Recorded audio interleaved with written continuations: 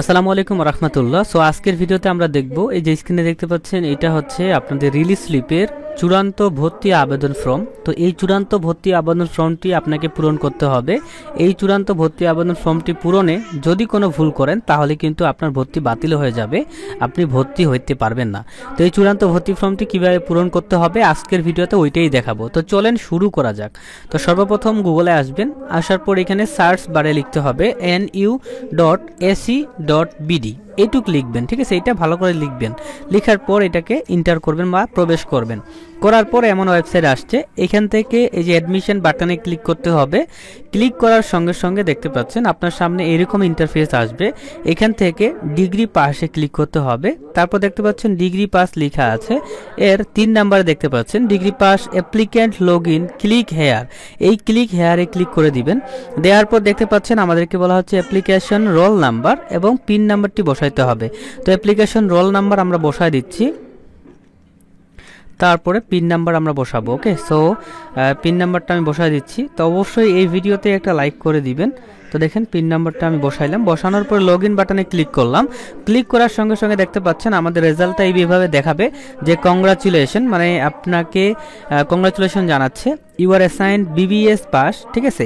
এবং দেখতে পাচ্ছেন কোন কলেজে চান্স পেয়েছে, Siddheshwari girls college Dhaka, according to first release slip, এই লেখাটা থাকবে, ঠিক আছে? যদি এমন থাকে তাহলেই হচ্ছে চূড়ান্ত ভর্তি ফর্ম পূরণ করতে পারবেন। তো চূড়ান্ত ভর্তি ফর্ম পূরণ করার জন্য অ্যাডমিশন ফর্ম এই বাটনে একটা ক্লিক করে দিব। ক্লিক করার সঙ্গে সঙ্গে আপনার সামনে এরকম আসলো, এখানে কলেজের কোড, যেই কলেজে চান্স পেয়েছেন সেই কলেজের নাম থাকবে এবং আপনার নাম থাকবে এখানে, আপনার বাবার নাম থাকবে এইখানে এবং আপনার মায়ের নামটা কিন্তু এদিকে থাকবে। ওকে, এবং উপরে দেখতে পাচ্ছেন কি সাবজেক্টে চান্স পেয়েছেন এটা কিন্তু দেয়া থাকবে। ওকে, তো এখানে কি করতে হবে, ন্যাশনালিটি এইখানে বসাইতে হবে, ন্যাশনালিটি বাংলাদেশি। তো আমি এখানে সুন্দর করে বাংলাদেশি বসাচ্ছি, দেখেন বানান যেন ভুল না হয়, বাংলাদেশি আমি বসাই দিচ্ছি। তারপর দেখতে পাচ্ছেন রিলিজিয়ন, এইখানে আপনার কি ধর্ম সেটা বসাইতে হবে। তো আমি এখানে ইসলাম ধর্ম বসাই দিলাম। ওকে, এবং দেখতে পাচ্ছেন মেরিটাল স্টেটাস, এখানে যদি অবিবাহিত হয় তাহলে আনমেরিড দেয়া আছে, ওইভাবে রাখবেন। যদি বিবাহিত হয় তাহলে এখানে ক্লিক করে মেরিট দিয়ে দিবেন। ওকে, তো আমি মেরিট দিয়ে দিলাম। দেওয়ার পরে এখানে গার্ডিয়ান নেম, এখানে হচ্ছে আমি কি করব, যেহেতু আমি যার আবেদন করতেছি উনি একজন মেয়ে মানুষ এবং বিবাহিত, সো এখানে গার্ডিয়ান নেম এখানে হচ্ছে তার স্বামীর নামটি লিখবো। ওকে, যদি অবিবাহিত হইতো, যদি এখানে অবিবাহিত দিতাম তাহলে আমরা হচ্ছে তার অভিভাবক দিতাম, তার বাবা কিংবা তার মায়ের নাম দিতাম। ওকে, তো বাবার নামটি দেওয়ার চেষ্টা করবেন। সো আমি যেহেতু এখানে মেরিট দিছি, তো এইখানে হচ্ছে গার্ডিয়ান নেমের জায়গায় আমি উনার হাজবেন্ডের নামটা বসায় দিচ্ছি। তো এখানে আমি সুন্দর করে হচ্ছে বসায় দিছি, ঠিক আছে? তারপর দেখতে পাচ্ছেন গার্ডিয়ানস মোবাইল নাম্বার। তো এইখানে কি করবেন, এখানে হচ্ছে স্টুডেন্টের যে মোবাইল নাম্বারটি রয়েছে সেই মোবাইল নাম্বারটি বসাইতে হবে। ওকে, তো আমি এখানে হচ্ছে একটা মোবাইল নাম্বার বসাচ্ছি। সো এটা হচ্ছে আমার হোয়াটসঅ্যাপ নাম্বার, এই নাম্বারে যোগাযোগ করে আপনারা হচ্ছে আমার কাছ থেকে যে কোনো আবেদন করায় নিতে পারবেন। আমরা 100 টাকার বিনিময়ে যে কোনো আবেদন করে থাকি, যে কোনো সরকারি চাকরি কিংবা যে কোনো আবেদন। ওকে, তো এই নাম্বারে আপনারা কিন্তু হোয়াটসঅ্যাপে আমাকে SMS করতে পারবেন। সো দেখেন আমরা হচ্ছে গার্ডিয়ানস মোবাইল নাম্বার জায়গায় আমরা নিজেদের নাম্বারটা বসায় দিছি। তারপর এখানে দেখতে পাচ্ছেন বলা হচ্ছে father's, mother's, guardians, annual income টাকায় লিখতে হবে। সো দেখতে পাচ্ছেন যে এইখানে বাবা মা কিংবা অভিভাবকের বাৎসরিক আয় কত এটাও দিতে হবে। সো এইখানে বেশি না, 1 লক্ষ টাকা দিবেন, ঠিক আছে? দেওয়ার পরে আমাদের এইখানে দেখতে পাচ্ছেন কি বলা হচ্ছে পার্মানেন্ট অ্যাড্রেস। ওকে, তো স্থায়ী ঠিকানা বসাইতে হবে। তো এইখানে স্থায়ী ঠিকানা দেখতে পাচ্ছেন ডিস্ট্রিক্ট, এখানে কিন্তু আপনাকে জেলা দিতে হবে এবং এখানে কিন্তু অ্যাড্রেসটা দিতে হবে। ওকে, তো এখানে আমি ডিস্ট্রিক্টে ক্লিক করে এখানে আমি দিয়ে দিচ্ছি ব্রাহ্মণবাড়িয়া, দেখতে পাচ্ছেন স্থায়ী ঠিকানা জেলা ব্রাহ্মণবাড়িয়া এবং অ্যাড্রেসটা আমি দিচ্ছি কিভাবে দেখেন, এই যে দেখেন আমি সুন্দর করে লিখে দিচ্ছি যে খাবাড়ি, হ্যাঁ, আড়িশিডা, আশুগঞ্জ, ব্রাহ্মণবাড়ি, এইভাবে আপনি সুন্দর করে কিন্তু আপনার অ্যাড্রেসটা কিন্তু দিবেন। ওকে, তারপর দেখতে পাচ্ছেন প্রেজেন্ট অ্যাড্রেস, মানে বর্তমান ঠিকানা। তো বর্তমান ঠিকানা কোথায় আছেন আপনি সেটা লিখতে হবে। ডিস্ট্রিক্টে ক্লিক করে এখানে আমি দিচ্ছি ঢাকা দিলাম এবং এইখানে হচ্ছে আমরা যে বর্তমান ঠিকানাটা এটা কিন্তু এখানে দিয়ে দিব। তো আমার অ্যাড্রেসটা কপি করা আছে, আমি এখানে জাস্ট পেস্ট করে দিলাম, দেখতে পাচ্ছেন।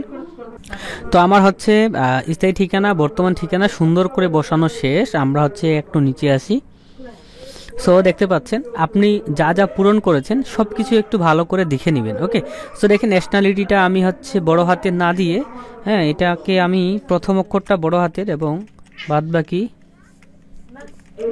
ছোট হাতের দিয়ে দিব। দেখেন দেখেন বাংলাদেশি দিছি, রিলিজিয়ন দিছি ইসলাম ধর্ম, হ্যাঁ, বিবাহিত না অবিবাহিত দিতে হবে, স্বামীর নাম কিংবা অবিবাহিত হয়ে থাকলে বাবার নাম দিতে হবে, এবং এইখানে গার্ডিয়ানের নাম্বারের জায়গায় নিজের নাম্বারটি বসায় দিবেন।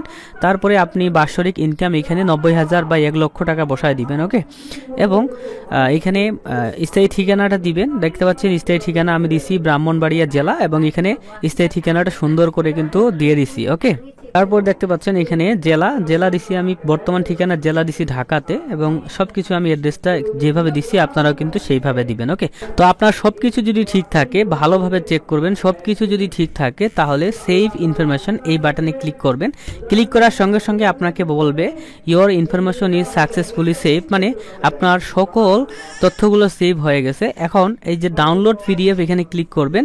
ক্লিক করার পর এই পিডিএফটাকে সুন্দর করে ডাউনলোড করবেন। দেখেন আমি হচ্ছে এটাকে ডাউনলোড করতেছি।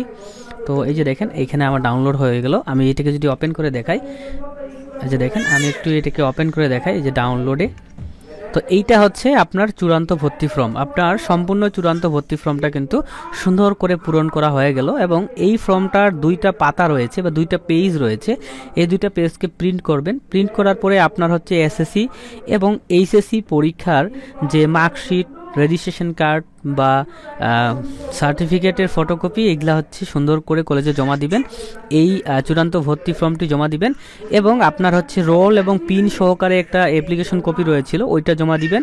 ঠিক আছে, এই এবং ছবি লাগবে, ছবি জমা দিবেন, ভোটার আইডি কার্ডের ফটোকপি লাগতে পারে। তো এইগুলা জমা দিলেই আপনার হচ্ছে কাজ শেষ, এবং কলেজে টাকা জমা দিয়ে দিলেই আপনি কিন্তু হয়ে গেলেন ডিগ্রির একজন স্টুডেন্ট। তো এই ছিল ভিডিও, লাইক করে দিবেন। আল্লাহ হাফিজ।